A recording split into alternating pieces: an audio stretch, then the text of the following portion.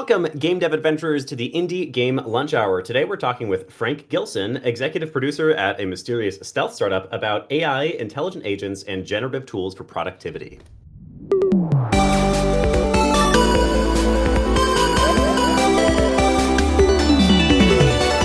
The Indie Game Lunch Hour. In our live magical podcast, we give game developers the chance to hear stories of breaking in from industry experts, as well as directly ask them questions about their areas of expertise in the second half of each episode. As always, I'm your host, Willem Delventhal, and joining me today is Frank Gilson. Frank is ex-Blizzard, ex-BigPoint, and has worked on a number of projects, but right now is executive producer at a stealth startup, Mysterious Something Special. Frank has come on the show to talk about AI, a hot topic. Before anything else, though, we always love to start with our origin stories. So, Frank, would you tell us where you are in the game industry right now and how you got started? Sure. So I'm an executive producer. I report to our VP operations. We are a startup that I can't talk about because all the contracts haven't been signed yet. But you know how it is. So there'll be an announcement about the company and the project we're working on when all that happens. Strangely enough, I'm out in Orange County, and a lot of us are on the West Coast. The fires in Los Angeles actually interfered with the contract paper development because of the law firms that were in the Pacific Palisades area. So, you know, natural disaster impacts game development. Yeah, hand of God slowing you down. Yeah. Excuse me. And basically what I currently do is manage stakeholders, internal, external. The design group and art group report to me, not the engineering. It's a little unusual to have that report into production, but I've done that on and off over the years. So that's, nobody else wanted to sit atop the groups, so it's me. And I direct project management strategy, which means risk assessment and mitigation, as well as the high level roadmap. The tasking is performed by leads and our associate producer. Awesome. Nice. And tell us a little bit about how you first got started, how you got into games. Right. So I've been playing games forever. I'm ancient. If you look at my LinkedIn profile, you'll see the gray hair, and it's not all there anymore. So you were there when the Rings of Power were first forged. In the dawn of the first age. Yes, I was there when if you wanted to play a computer game, you had to find a university with a mainframe. So, which I did. I did when I was 12 in 1979. Wow. So, but of course, the year after that, I had an Apple II Plus.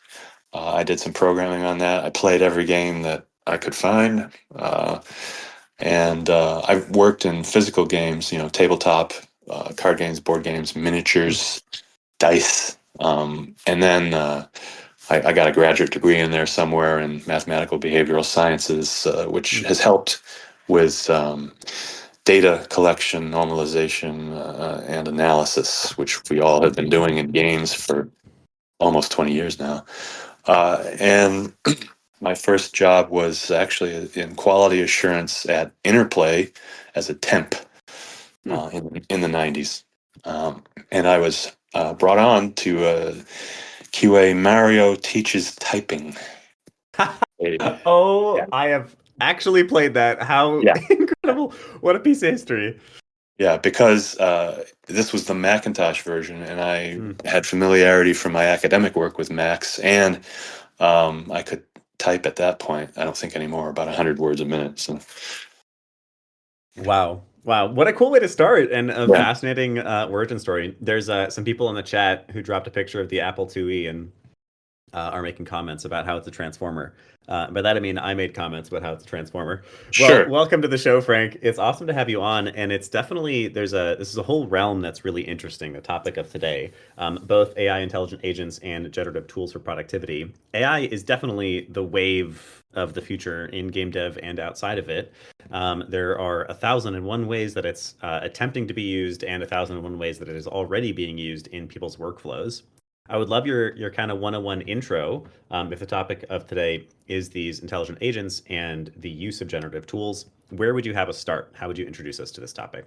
Oh, I think we start with productivity enhancement and some of the dangers. I've every AI tool I could get my hands on. I've experimented with Claude, ChatGPT, Mhm. DeepSeek, Meta.ai, and a couple of smaller things, Midjourney. Uh, I play in some role playing games, and one Mhm. of our GMs actually enhances his productivity as a game master by having generative AI expand on his ideas. So Mhm. he'll specify with a prompt that he has a, say, mercenary company in some backwater town, and he wants some names, and he wants some general background, and he wants that kind of thing. So basically, what we're doing when we use an AI for this generative AI is we're using our experience to create prompts that will provide us with what we want.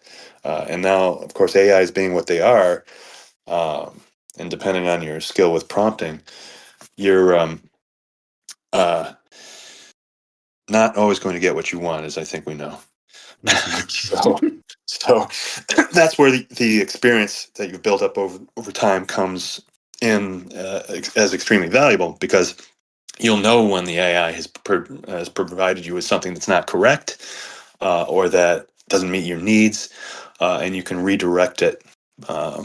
If the danger is if you don't have that understanding already built up and you use the AI, it may fool you into using something that is a hallucination. Is actually incorrect. Mhm. Um, and This productivity enhancement can be used in a number of ways, such as interactive narrative storytelling. You can prompt after prompt after prompt. Claude is particularly good for this because of its 200,000 token context window. Hmm. Other AI's context windows are too small to do, say, a novel. Even Claude, you'll run the end of the context window out. But most of us are not writing novels. So all of the tools are pretty good. ChatGPT and Claude are probably the best at doing this type of enhancement, Mhm. and productivity enhancement. Also, artists can uh, use some AIs to help with concepting. Just quickly throw up a bunch of things much faster than anybody could draw them themselves. And again, that's where the skill and experience of the artist comes in, because they will know better how to prompt. And something like Midjourney can actually take uh, art and image production related prompts, flags, and things like that, which I don't understand, but an artist would. And so you can craft it to get some quick looks. AI productivity enhancement AI is also used in pipelines, like an art pipeline. So I do a texture in Photoshop. I want to, from a concept that I worked on to get from an AI, and then I want to move from that to a model that is going to be textured, and then I want to move to animation. And so AI can be in the gaps in between tools, Mhm. uh, prepping some different versions of what you have created with those tools to move it through the pipeline a little faster and give you variants um, of things. Like, say you have an orc and you want a goblin. Well, goblin's kind of a smaller orc, so you can use the AI to shrink and retexture and end up with a goblin instead of an orc. That kind of thing. Hmm. So here's where you can see the productivity enhancement coming into play there. Also, engineering. So AI is currently pretty good at boilerplate code, uh, assistance Mhm. to programmers, and things like that. It Don't trust it at writing code in the general case, because it Mhm. won't work. But for these assistant type cases, or to write simple bulk code that you don't want your engineer to waste their time writing, the AI is useful there too. And it's similar to narrative text or art, right? As you can see, you have this expertise, you direct the prompt, you receive the AI product, you grade it, modify it if you need, and you've saved yourself some time. I had a long document the other day about a development tool. It was just a smattering of ideas from the dev team, and I wanted to turn it into a product description artifact, document, kind of an initial stage of managing it as a product. And so that would normally take me like an hour, but I dropped it into Chat GPT and worked on the prompts and then modified the final result, and it was like 10 minutes, right? So there's 50 minutes saved from that case. There are other things that we can do with AI, such as in the design case. If you have concern for play balance, you can have basically bots, AI agents that are playing your game. This is, I have to caution you that's expensive. If you don't have that available to you already, creating it would cost 2 or 3 million and take 18 to 24 months. So this is not something that an indie developer can do unless those tools were made available by an AI company for game development, right? Because every game is different. So the AI that is playing your game against other AIs or people in order to determine matters of play balance is going to have to be very sort of, the learning will be custom. It'll have to take like a couple of days, just at first being terrible at your game, and before it can be useful for this kind of play balance testing. Then you can have AIs play each other millions of times over the course of a few days, maybe a week, and get a lot of data. Like, let's say that you have a strategy game and it has units. You can go, okay, are there units that are underrepresented in the play that the AI is engaging in, overrepresented, things like that. And those are cues to balance issues. These AIs can then be leveraged or reused to help fill in cues that aren't firing in your game if you've got player versus player or even cooperative play, whereby you know matchmaking, you signify from a lobby or some menu that you want to get into a game, and the timer starts happening and the game's looking for a good match for you that'll be fun, right? The actual definition of how that works, there are a lot of videos and things online you can watch about how matchmaking works. Or as time goes on, the match is going to get kind of worse, and then so that you don't have to wait or not actually be able to play, we'll put AIs in there at the end. And these AI players that we generated for game play testing and balance testing can be used then to fill the bot queue to play against or with you. To sort of fake other players. Yeah. Well, yeah, to pretend to be other players. We should admit that rather than like giving them funky names and pretending they're people. Pretending they're humans. Yeah. Amazing.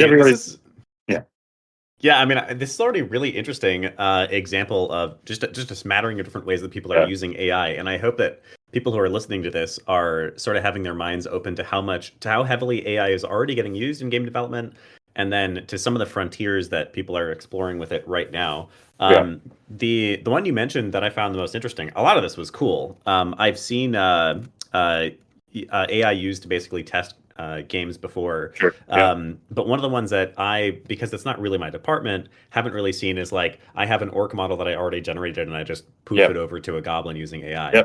That's really fascinating. And I think one of the ways that I am most interested in, and I hazard a guess this community is the most interested to see AI used is for those sort of force multipliers, because an indie team with one 3D artist but who wants to make a nice roster of characters for their game can maybe take their one orc model and turn it into 5 or 6 that all feel distinct and interesting.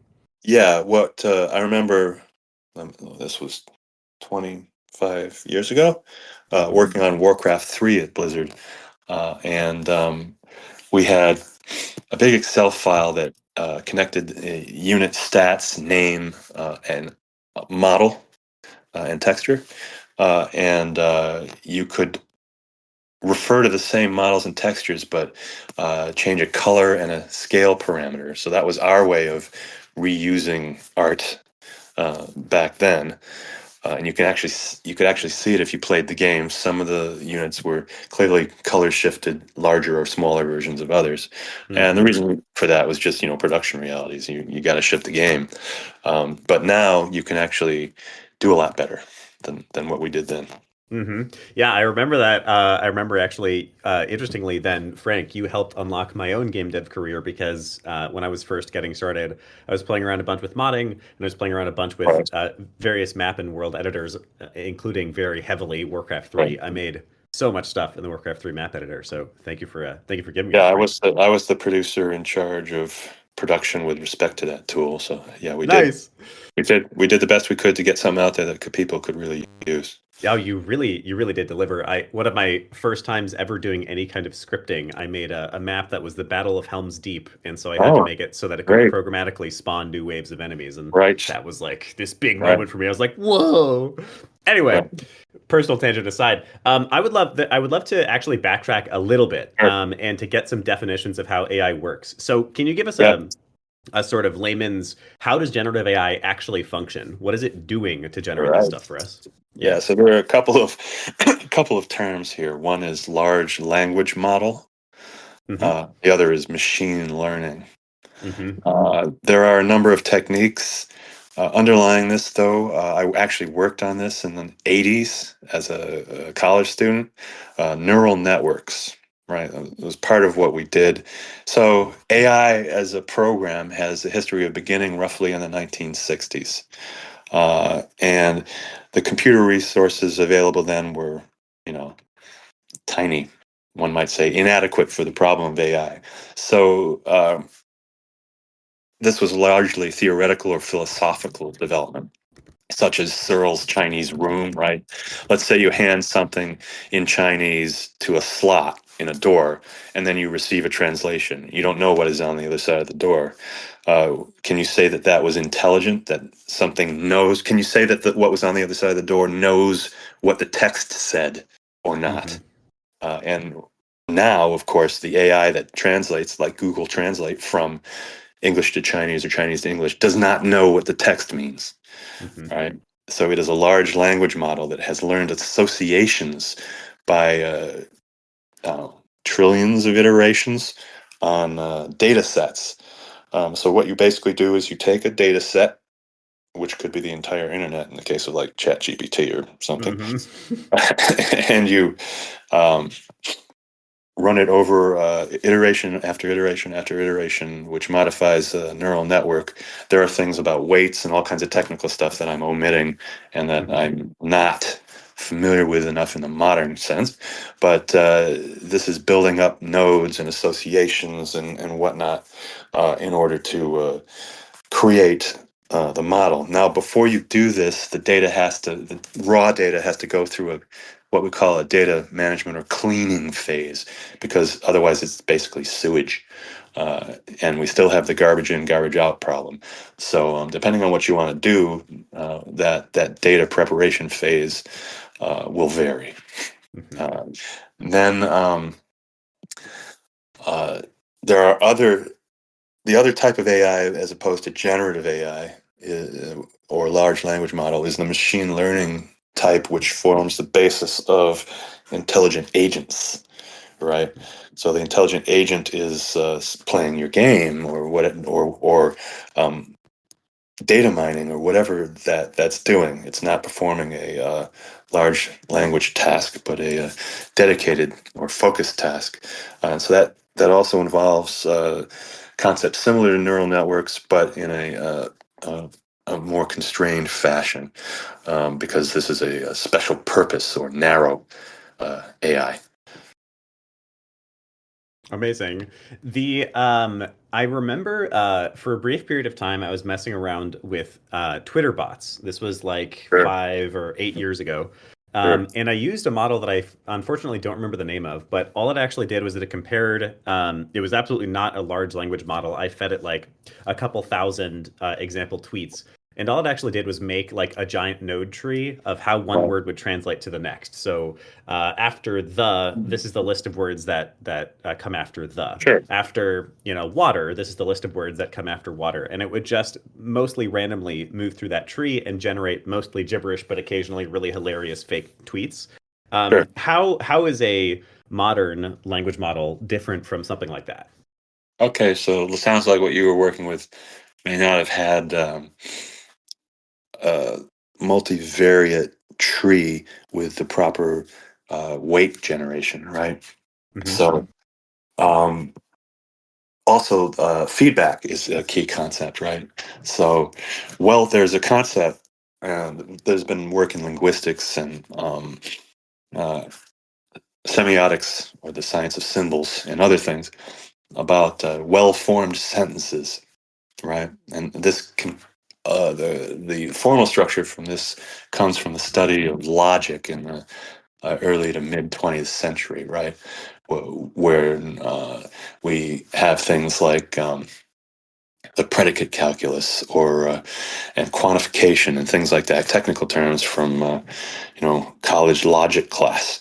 But this it enables you to determine what your syntax is, which from which is generated your language, and then what is a well-formed sentence. So you can instantiate this in a set of positive and negative weights in an AI network, such that malformed sentences are less likely to be provided than Hmm. well-formed sentences. It is It's yeah, just it's it's more absolutely. complicated. Yes, it is incredibly complicated. It's mind-boggling the ability that we already have with generative AI. You mentioned, for instance, using it as an expansion to narrative, Yep. and as a way to build out a world. And I spent some time working at Paradox Interactive with Rod Humble, who ran Sims 2 and 3, Right. and he and I would pass. He was always making new AI dungeon masters with Sure. like predetermined stories, but mostly just a starting point, and then you would run through his little scenarios, and he'd pass those all around the team, and we'd all play his little narrative games. It's pretty wild, I guess, is all I'm saying. What is capable already in today's day and age with AI tools? Yes. Um, I wonder. So this is the Indie Game Academy. This is a space largely for indies. You're Right. talking about some of the applications of this thing on the larger scale, like Right. being able to balance a massive community of players, characters, Yeah. etc. That's a really cool use case. I'd love to see that used in some places. I would love to hear what are some of your thoughts on how an indie could use this. So a small Sure. team, Yeah. Yeah. Yeah. less than 10 people, not much funding. What are some of the ways that Right. indies can become more successful using AI Right. tools? Yeah. So the productivity enhancement is a great one, right? Being able Hmm. to make stuff faster. I won't say Hmm. that the stuff will be better, because that depends on the people using the AI. Hmm. I'm not going to become an artist ever, but I can get the AI to generate images that I could use for some purpose. Hmm. Right. But I'm never going to be able to get to the final product. I have to actually be an artist and have developed that skill. Um, Sadly, I never did. But uh, yeah, for an indie team, what happens often is sort of tool ubiquity and affordability happens, right? Hmm. So Unity is affordable as a game engine and has a lot of services and features available to it. Over time, more sophisticated engines like Unreal became cheaper, particularly for indies with special license, right? And so that also will occur with AI. So I pay $20 a month for a ChatGPT Hmm. subscription, and $20 a month for the Claude subscription. And I don't pay Meta AI; that's free. Hmm. DeepSeek is free, but highly limited in terms of load, so you don't get to use much of it. Hmm. And those are within reach right now of an indie budget. As we go forward, more and more of these types of tools will be packaged together, right? Different AI agents and LLMs called by AI by a wrapper service. We already see some of this now. and they'll become cheaper and more widely available too as we move forward. And so then what will happen is folks will just need skill with using these tools as part of their skill set. It's it's an interesting one. This is a question that, of course, a lot of people are thinking about, which is the replacement of talent using AI tools. Are we going to have fewer jobs because of AI? And I think that's its own bucket of worms. But something that's occurred to me recently is we always, as a race, have relied on technology. Yeah. People would be kind of worthless at getting around if GPS just like disappeared tomorrow. Well, We wouldn't but be able to. we used to do it. We did, yes, and I know that you did, especially Frank. You probably you had some kind of like parchment map, I assume, or something like that. Um, uh, Um, Actually, yes. Here in Southern California, we had uh-huh. what's called the Thomas Guide, and these were books of map pages. So imagine that Google Maps was a flip book, Huh. What a right? concept. Yeah, Yes. yeah. I remember the first time navigating with the GPS and being very suspicious of it. I'm just old enough to Uh, remember that. yeah, Um, I was taking a girlfriend to dinner, and um, the GPS lied, or it was inaccurate. The restaurant was in Malibu on the coast, and yeah, I had to break out my old skills mhm. in finding things to You get looked to up the at the restaurant. sun, like, that must be the Also, east. Anyway, it was the stars actually because it was. okay. Oh, yeah, yeah, Following the Big Dipper. Christy in the chat mentions MapQuest. I remember printing out MapQuest instructions. So yeah, my point is though that we fundamentally as a species like this is the trade we've yes, made. This is the Pandora's box of technology. We rely on our technology, and yes, it would be pretty hard to revert back. Although we probably could to varying degrees of success. So I guess what are your thoughts on AI and its future as a tool and a possible replacement for sure. talent or I think there's existing going to be jobs? I think there's going to be a lot less. There are valid concerns, and we see that Hmm. in the actors' strike recently in Hollywood. Uh, the issue really is that if you don't master AI as a tool for your work process, you will be less employable. That's what I would say. Hmm. So do it. There's a lot of free stuff you can mess around with just to get experience. Hmm. I'm super old, but I have gone and done this. And it's helpful to me in my work. So uh, I don't really think we're going to replace people because, as I said earlier, the AI hallucinates and the quality of its output is variable. Uh, there are also issues, in my experience, with repetition, um, uh, context switching, and other kinds of problems. Um, Things like that. As an example, the raw ChatGPT or Claude or whatnot interface only contains the context for its chat in that chat. You can't ask it in a different chat about the other chat, right? That's a huge limitation. To Hmm. get around that, what you could do if you were an engineer is use the AI services APIs with a memory store, right? And that would also get around the token limit that the AI has because the storage would be containing the context and the artifacts that you've created over time. Hmm. That's a technical challenge, and honestly, I don't think I could do that. But certainly, someone with some software engineering capability could, and then you would have a much more useful generative AI. It would also cost you more money because you'd have to have an enterprise license to call the APIs. But Hmm. yeah, Okay. So yeah, it seems likely that human work will still be a part of the yes, yeah, of the always, future. Yeah. always, Yeah. yeah, Yeah. absolutely. I think that that's true too. It's something that I've been thinking about and talking about a lot with our audience here, and then just in Yeah. my own personal life. I think it's like for instance, we still value books, like printed books, despite the fact that we can have a Kindle now. We still value art pieces that are handmade, despite the fact that like we can just manufacture a ton of the same thing. And I think that human psychology will still play will still play a part in handmade objects in the future. And then also, I think it's like, as you say, like the AI still needs steering and probably always will to some degree. Yeah. Even if we got to like the Star Trek future where it truly is perfect and we can just ask for anything in a holodeck, you still have to come up with something interesting to ask. Yeah, there are some philosophical matters to resolve as well as technical challenges before we get to the Star Trek level. Which, We're not there yet.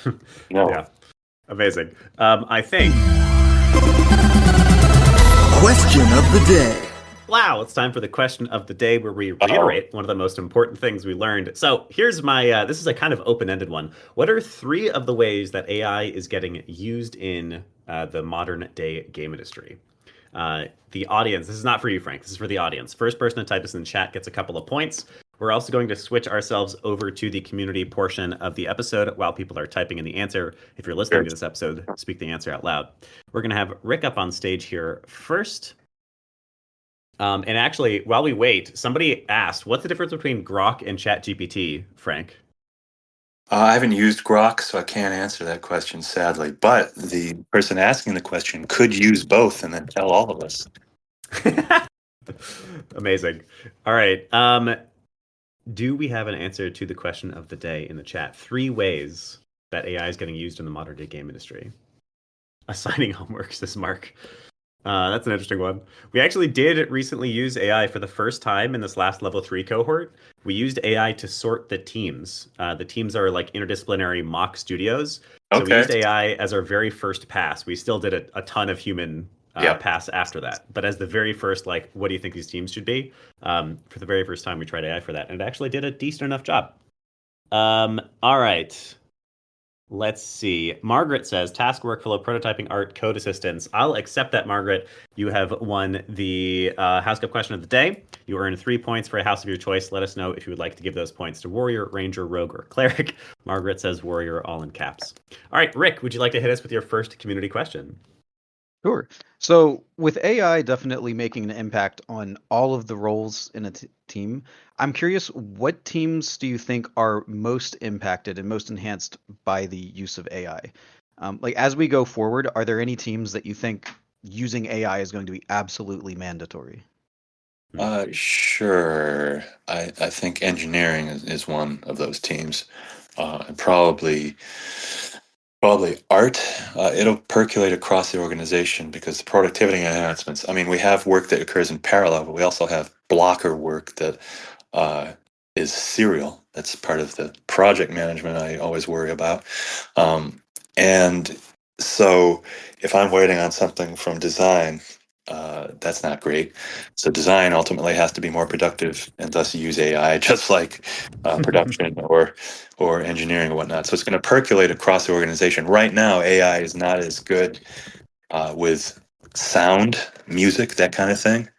Audio turns out to be kind of hard. I don't know why. And also, AI is not going to do your game design for you. It can assist. So design and sound are probably the weakest areas that for AI right now.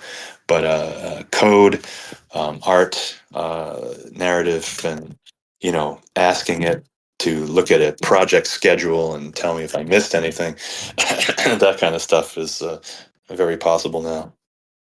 That's a really interesting insight. The idea that once you get higher productivity out of one piece of the team, then that shifts the bottleneck back and kind of forces them to use AI to increase their productivity. Yeah. Interesting. Thank you. Yeah, that's actually I like thinking about that.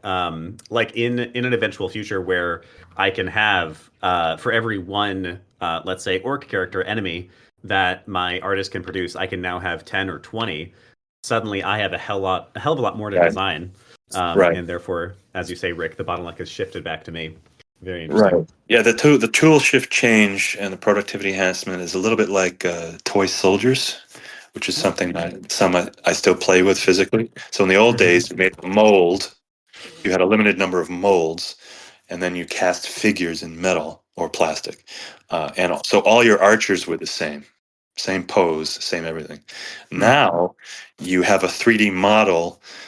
You can tweak it, including with an AI, and then you 3D print them and have a variety of poses. And you can play D&D with these, or you can play, some sort of miniatures war game or whatever. And your archers are not all the same anymore. I've been kind of amazed that Games Workshop or some similar company hasn't already gone after a tabletop war game intended to include AI and 3D printing. Sure. Like I think it'd be really interesting if you had a game system that was designed around that and it like self-balanced itself. You could truly have whatever the hell you wanted as an army rather than being stuck in a box. Right. But anyway, Petunia, we've got our second question. This one's a little bit more just technical about AI. Hi, what exactly is a token, and why are there token limits? Sure.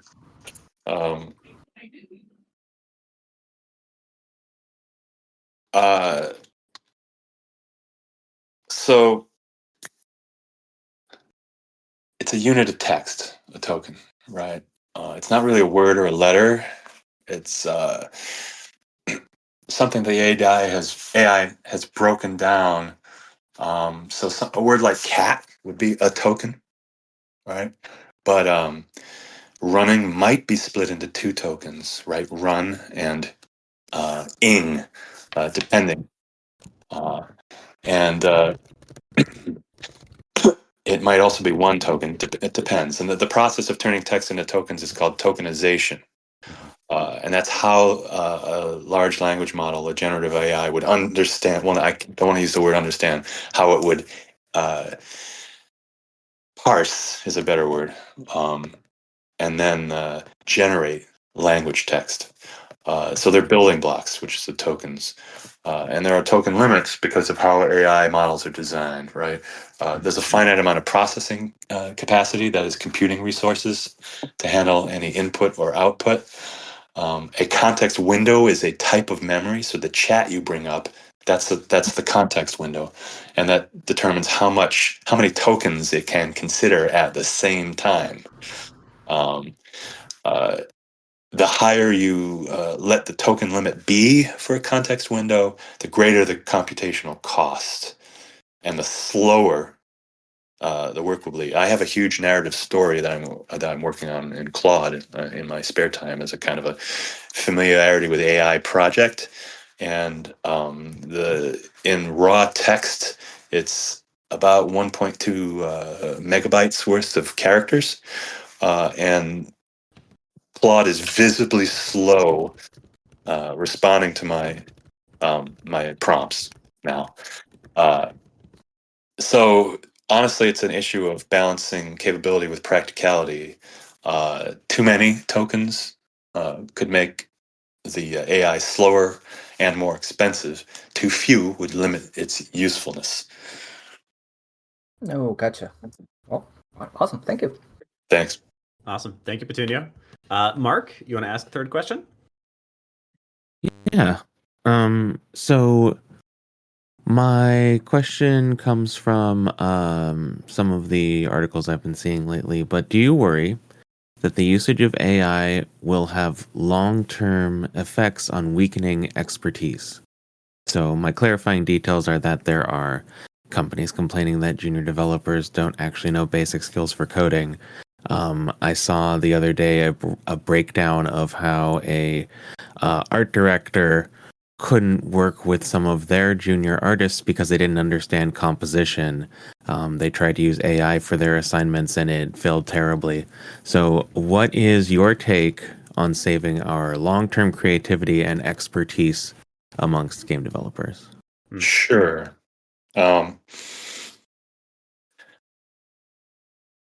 Yeah, that's a complex question that we face as a society, because you can think of the educational case, right? You're a student at a university and you have a paper you have to write. So you have the AI write it. Well, that's not good because you didn't learn through the process of writing the paper.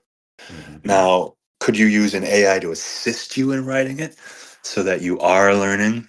And part of what you're learning is how to use the AI. There's a gray area there. Some colleges and high schools will say yes, others currently no. We're figuring it out.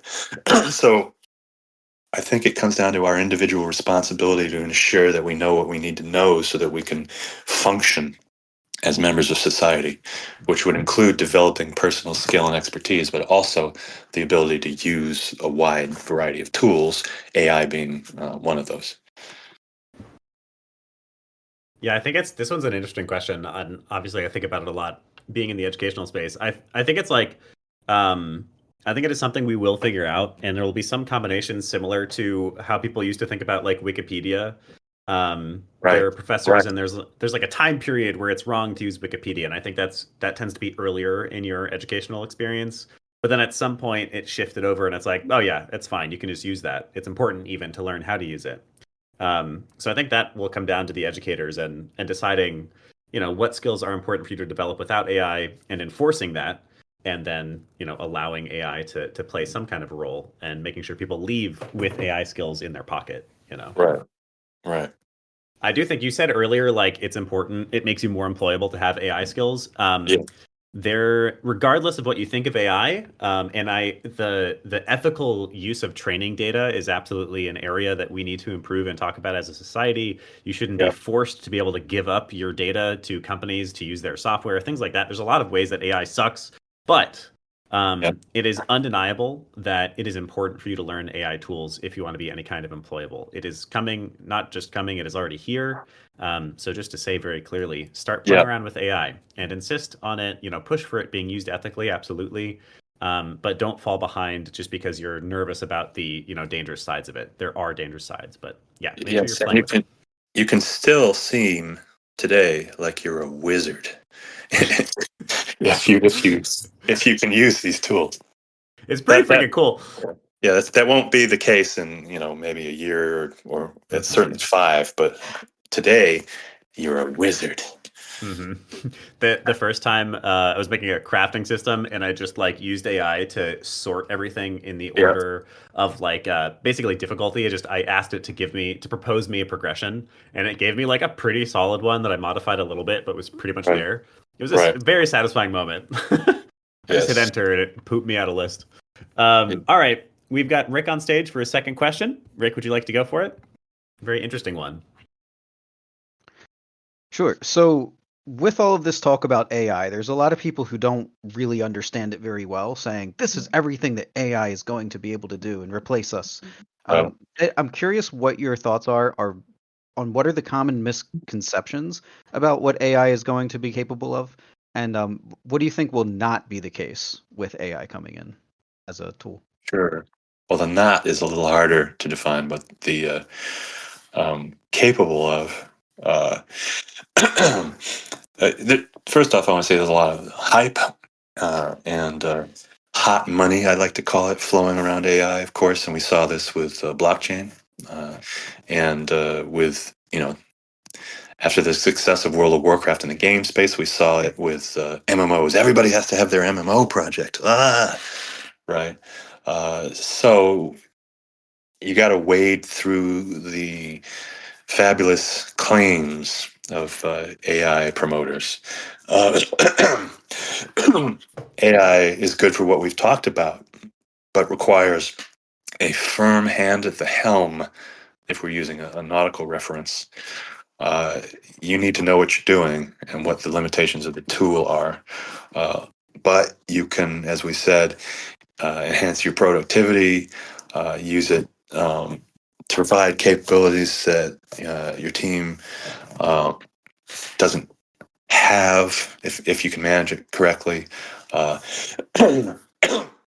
as for what AI is bad at, you have to understand that the AI doesn't know anything, right? It can't be said to understand. It processes chunks of information, uh, and then it provides an output. There's no brain there. So even though when you type text into one of these LLM chat windows, it seems to be responding to you like a person would. There's nothing there. So anything that would require feeling or understanding is not going to be able to be done, I would say, for maybe eventually, but not for like 50 plus years or so. We just don't even, we have no understanding how understanding and emotion work from the root level. That is, there's no way we can duplicate a system right now or in the foreseeable future that would be able to do those sorts of things. So I can't ask the AI how it feels about a game, right? Or whether the game is fun. We're not getting an answer for those questions. Interesting. Yeah, it's So, gonna just like once look at again- reviews and tell you like it's fun based on my aggregate assessment of 800 reviews that I found on the internet. Sure, Yeah. if you wrote the right prompt, yeah. But So it would. what Yeah. I'm hearing is, as a game designer, my job is safe. Yes. I hope. Your mysterious job, where we put you in a room and stuff comes out, Yeah. is safe. Yes. Yeah, my ethereal job. Amazing. We've got one more question. It's an interesting one from Horm. You want to ask our last question of the day, Horm? Yeah, how do you avoid being stigmatized as an AI user, like especially in like workspaces where the culture is very anti-AI, and like Sure. Sure. This comes up. It has come up with other tools and things like that. Not as dramatically, I think, but some kind of tool comes out and you find it useful, but yeah, folks at your company don't want to pay for it, or they don't want to learn a new thing. Uh, AI goes a bit beyond that, and the prejudice is largely based on what we discussed earlier about the potential for job losses or inauthenticity. Somehow, what I created without using an AI is inherently better. Um, it becomes a matter of constructive evangelism. Find out what the truth is and provide that in a neutral context, in a manner that addresses the needs of your fellow workers or game devs or whomever they are, so that they can see that you've cut through the hype, and what you want to do with AI will be useful to them, to you, to the company. I think that's a good answer. I think go ahead, Horm. yeah, I've just been wondering how can I show them that it can be very useful. And Sure. Yeah, you would it depends on the folks involved, but you would have two kinds of measurements, right? So your objective is to demonstrate that the AI is useful. So you would create something with the use of AI, and then something similar in the same category without, and then you would have a measure of time it took. This is a productivity measure to do it with the AI and to do it without. And then you would have a qualitative measure of, well, quality. How good is it?